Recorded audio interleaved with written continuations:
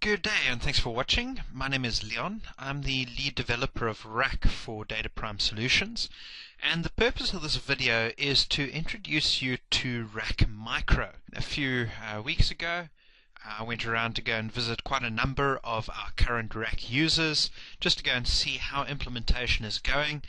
And a couple of those visits, we spoke about this concept of having a RAC Micro available. So these are firms that have started implementing RAC.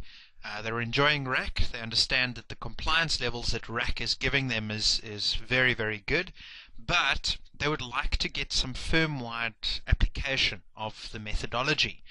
But for very, very small audits, RAC does not provide a mechanism. RAC Micro is the introduction of a mechanism to be able to do even very small audits with RAC. So what you will see to activate RAC Micro, you create a normal file and you will make the selection under the audit type selection. Initially it is not one of the available options to use RAC Micro, but you will see there is a RAC Micro sheet, and this just lists a number of questions that we pose to confirm that the use of RAC Micro is actually valid for the entity that you're auditing. Now, the premise, the assumption from our side in using RAC Micro is that you are dealing with a very small audit, that you are dealing with very low risks. So there's a long list of questions. Please go through them when you start using your first RAC client. You do need to be aware of this fact, because the way we've structured things, we've assumed low risk in a lot of documents for you. So you need to be using it on a low risk client. Also, we are saying in this question here that the auditor must have a sound working knowledge of RAC. The reason for this is RAC Micro is not intended to be the only audit methodology implemented by the firm. We don't actually remove any documents with RAC Micro. What we do is we change the layout, and we have removed certain questions, and we'll show you an example shortly. But if you don't understand RAC and what RAC is trying to do, you will not be able to complete the documents sufficiently in order to cover yourself as the auditor. So please do not think that RAC Micro is the only audit methodology you have to use. Please be aware and use RAC, the other sizes, on some entities, just so that you're aware of and know the concepts behind RAC.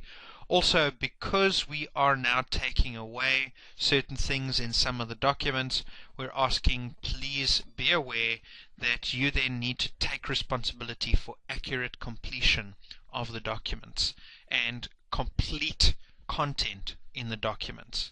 So ultimately what we're saying is that the auditor needs to take a lot more responsibility and care when using RAC Micro, just to ensure that the documents are complete. So once all these questions are answered with a yes or a not applicable, we go back to 10.15 and RAC Micro becomes an option. Now once you've selected RAC Micro, from there on, a lot of the documents work exactly the same as a small entity would.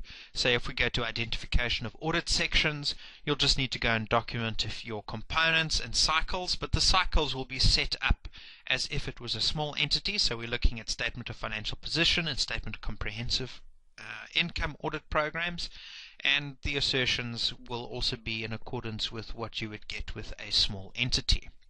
Now when we get to the planning documents, some of them we actually could not change. The content is important, but there are some where we have gone and done the following. If we look at 12.10, we've gone and replaced the detailed questionnaire. So understanding the nature of the entity is no longer a list of 45 questions. It is just paragraph form, document your understanding of the nature of the entity, and a place at the bottom to go and put in any risks that you may have identified. Now if you are unsure of what content should be going in here, you'll see there's a little plus here. If I hit that, it opens up the entire questionnaire again. But please don't document in here. This is just for reference purposes. this is the content of your working paper at the end of the day.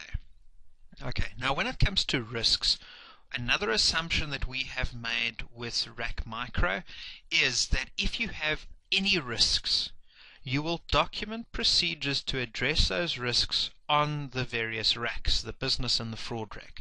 So you are welcome to go and identify risks, but when you get to the risk assessment per components, you must document on those working papers what the risk level or what procedures you're going to be performing. This will then transfer through to your audit program as normal. What we're just saying is we don't have residual risks left over for the audit plan, because when we get to the audit plan, I want to automatically complete the contents of the audit plan, and basically the assumption I'm making is that it's low risk for every assertion of every component, and on top of that we are going to be doing substantive tests of detail only for every single assertion of every single component. So if I open up 1705 at the moment, what you'll see is there's a little message coming up here, and it's actually telling us that we have not fully complied with the requirements of RAC Micro. The reason for that is that it's finding either residual risks in one of our RACs, or in this case 12.95 has not been documented to show that the risks are low. So if I open up 12.95, you'll see here I said the overall risk assessment is low to moderate. That's not valid for RAC Micro. We must select low, go back to my audit plan, and it now tells me all assertions of all components have been allocated a low level of risk, and as such will be tested by making use of substantive tests of detail. That is our audit plan. That's all you need to go and put on your file. What this now does when we get to our audit programs is, firstly, the stratum, or what I would consider the bare minimum stratum, are automatically populated. If you're not familiar with the stratum, it's a new feature we've added to the audit programs. Please check out the video on stratums. It automatically populates the necessary stratum, so it is the additions, disposals of the various asset classes, as well as returns when we're looking at our income statement items, and also internally generated intangibles, although the probability of having one of those in a RAC Micro client is pretty small. And also when we get to our audit procedures, it automatically populates the procedures that I need to perform. So if I just scroll up, you will see all the procedures are selected for testing, and the appropriate desired level of assurance is selected, and the appropriate stratum is automatically selected. So what you get at the end of the day, you don't need to go and work through the audit programs in detail. It will be populated, and unless you've selected a very unusual component or stratum that we haven't catered for in our formulas, there should be no yellow or red items remaining here. You'll see there's some items that come to a fairly large minus. We've possibly populated a few excess procedures, and maybe from our side we're going to be doing some more work just to allocate them to stratum better. But these are the bare minimum procedures that we feel are necessary in order to gain adequate assurance. You may go and edit, you may go and add your own procedures and take certain procedures off. That is entirely up to you, but we have documented the bare minimum procedures for you. So the audit programs are no longer a process of completion. Okay, and as you can see, if I scroll a little bit further down, automatically without entering anything, it is telling us that our planning has been adequately completed. So that is RAC Micro in a very quick nutshell. Please do go and have a look at it. If you have any questions, please contact myself or our support team. We'd love to help you out, and if necessary, take you through in a little bit more detail. Thanks very much for your time. Goodbye.